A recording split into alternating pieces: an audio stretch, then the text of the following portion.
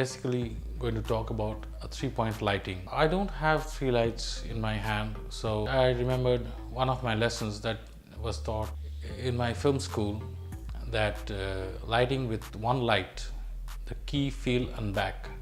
So this is the basics of lighting, is the key light and the fill light and the backlight.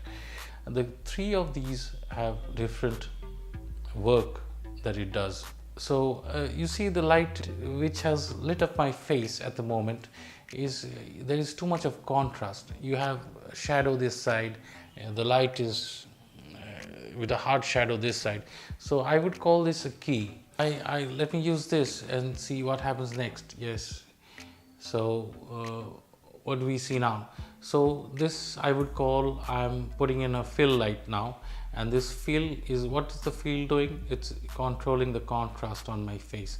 So the key is just, it is explaining a little bit of depth of my face, the color and the texture of my face, and the fill is controlling the contrast, and it's further giving us some details on the left side of the screen and the right, and my right side, which is I'm facing the camera, and a bit of details on my right side.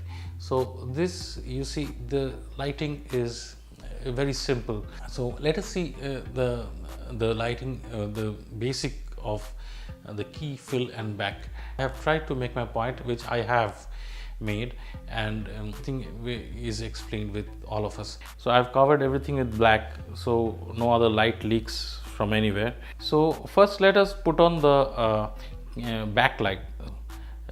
The backlight creates a difference between the subject and the background. It is coming out of the background. So now let me put a key using the same light. I'll just use a mirror and put a key in front of the subject. This is the key light, is bringing out the texture and the shape of the subject. So we are doing all 3 with one. I can put a little bit of fill over there, so you can see the backlight is differentiating our subject from the background, and the key light is producing a definite structure of our subject, and this fill controlling the contrast of the subject. So this is a very small experiment.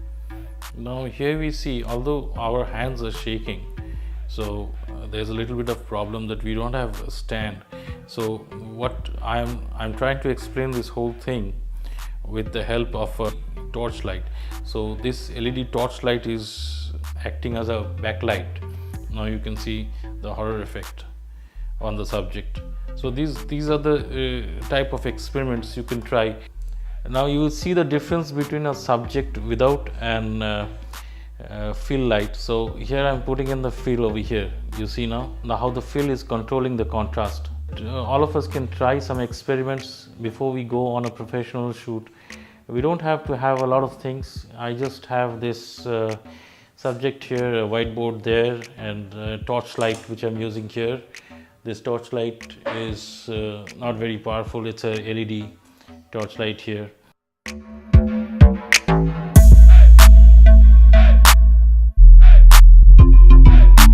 A lot of people do not use the key fill back, the normal. People use the direct front light, so the light reflecting from the nose and the ears are different. So you quite naturally you will be having a depth. People who use these front lights use a very soft light, so it creates a depth and it controls the contrast also. I have placed the key, which is the rule. The books say the key is supposed to be placed at a 45-degree angle from the subject, so I did the same, but all rules are meant to be broken. Just this basic concept should be in our heads before we start shooting anything. Just this key, fill and back. So this is the key and here is the fill.